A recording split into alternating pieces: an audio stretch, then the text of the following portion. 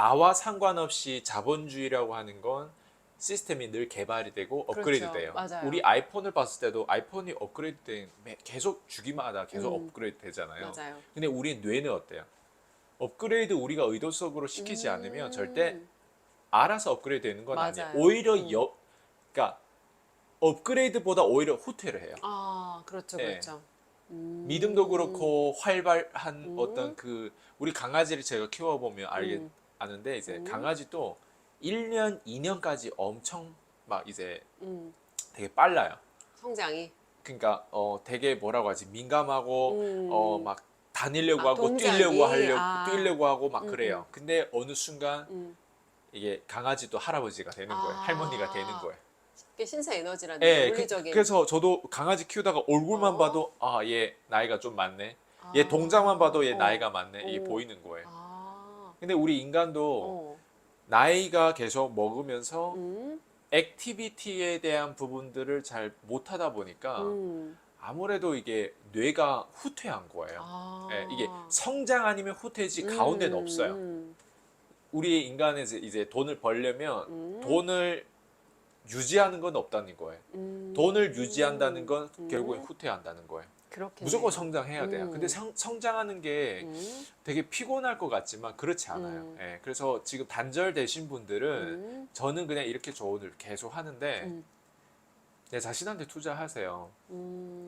내 자신한테 투자하는 데 있어서 이거예요.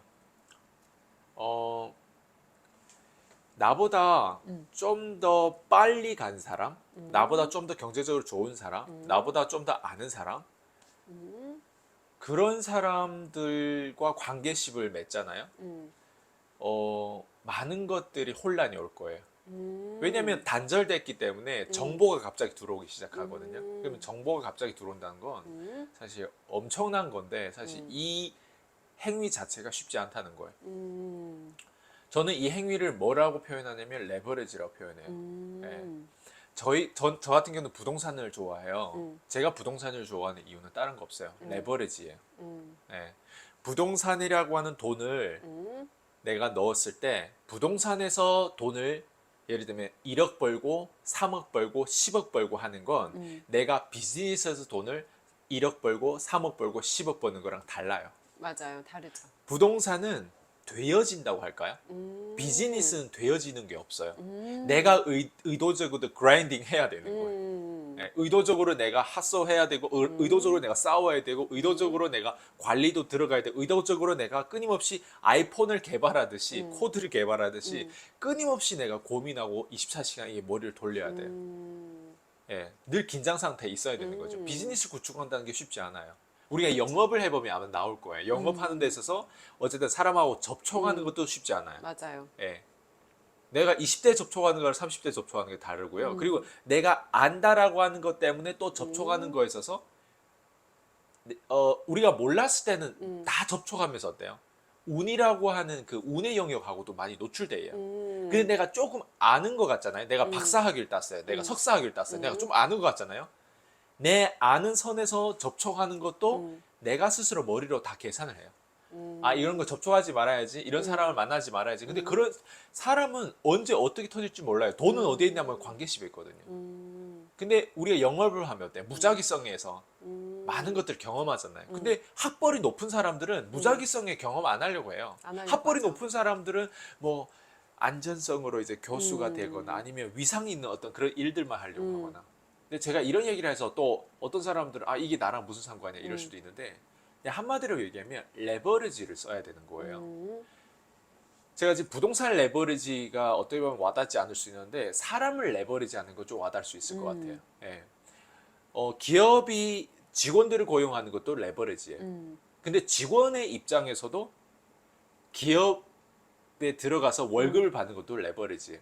왜냐면 우리가 사업을 해보면 특히 영업도 그렇고 월 100만 원, 200만 원, 300만 원 완전 무에서 유를 창출한다는 게 생각보다 쉽지 않아요. 보험업 해보셨어요? 맞아요. 예, 뭐 영양제 팔거나 저기 오피스텔 팔거나 뭔가 팔아봤어요? 예. 운의 영역도 있지만 또 내 실력에 대한 영역도 있는데 저도 뭘 팔 때는요 거기에 대한 대가 지불이 필요하거든요. 근데 이 새로운 영역에서 뭔가 새롭게 돈을 창출한다는 건 쉽지 않아요. 근데 이 레버리지라고 하는 효과를 잘 쓰면요, 이거예요. 내가 지금 단절녀가 되고 내가 지금 아무것도 없고 내가 지금 이제 모든 걸 다 새롭게 구축해야 되는 상황이라고 가정해 볼게요. 이런 사람들은 최대한 어때요? 내가 최소한의 액티비티, 최소한의 활동량으로 최대의 이익을 챙겨야 돼요. 그래서 내가 사람을 레버리지 하라는 거예요. 부동산이 왜 제가 방금 부동산과 비즈니스를 비교했어요? 부동산은 어려워요. 그러니까 비즈니스는 어때요? 1억, 2억, 3억 버는 데 있어서 모든 것들이 내가 개입을 해야 되는 것들이잖아요. 아무것도 안 하고 예. 벌 수는 없죠. 근데 부동산은 최소한의 돈을 거기다가 이제 사실 돈보다 더 중요한 게 부동산 자체 물건이거든요. 물건에다가 내가 이 물건을 보는 눈도 중요한데 이 물건을 내가 어때요? 쟁취하고 어때요? 은행 대출도 받고 뭔가 이 물건을 내가 차지했어요. 그 다음에 이제 현금을 넣고 어쨌든 이 물건을 가졌어요. 근데 이 물건이 진짜 좋은 거면 1년 뒤, 5년 뒤, 10년 뒤 이 물건이 나의 의지와 상관없이 어때요? 1억, 3억, 10억 벌 수도 있는 거예요. 그러니까 뭐라고 하나, 그 물가가 오름에 따라서 자연스럽게 올라지죠. 나의 의지랑 상관. 우리의 부동산, 우리가 렌트, 월세를 보면 예전보다 더 싸졌어요, 더 비싸졌어요. 당연히 높아졌죠. 건물 가치도 똑같이 더 올라간 거예요. 근데 이게 내 의지와 상관없는 거예요. 네. 근데 비즈니스를 보면 그렇지 않아요. 영업 사원들은 자기 비즈니스를 한번 보자는 거예요. 그리고 내 남편이 뭐 월급쟁이가 될 수도 있고 자영업 하시는 사람 될 수도 있어요. 그 남편의 월급을 보면 남편이 일을 안 하고 남편의 의지를 불태우지 않으면 이 수입은 끊긴다는 거예요. 그렇죠, 맞아요. 근데 제가 이 컨셉을 자꾸 왜 얘기할까요? 레버리지예요. 그래서 내가 봐봐요. 내가 지금 남편이랑 살고 있고 그 남편이 일을 하고 나는 일을 안 했다. 그럼 나는 사실 남편을 레버리지 한 거예요. 오, 왜냐면 나는 최소한의 일을 안 하고도 어때요? 생존할 수 있는 기간을 마련한 건 사실 남편이 나를 그렇죠. 대신해서 일했기 때문에 그럼 나는 아이를 보는 거예요. 예. 그러니까 서로 레버리지 쓰겠죠. 남편이 일하는 거에 대해서 좀 더 특화돼 있고 좀 더 이런 어떤 일할 줄 알다 보니까 밖에 나가 일할 혹은 여자가 더 일하고 남편이 집에서 요즘엔 육아를 남편이 보시면 남자들 보시는 맞아요. 분도 하는 있잖아요. 경우도 있어요. 근데 남자와 여자의 입장에서도 똑같아요. 이게 남편도 사실 자영업이 더 잘 되거나 하는 비즈니스 더 잘 되려면 제대로 된 사람 고용을 해야 돼요. 제대로 된 사람 고용하는 이유는 뭔 것 같아요? 레버리지예요. 네. 왜 제가 우리가 작년 같은 경우는 1억 넘게 컨설팅 비용에 우리가 왜 그렇게 고가의 돈을 투자를 했을까요? 레버리지예요.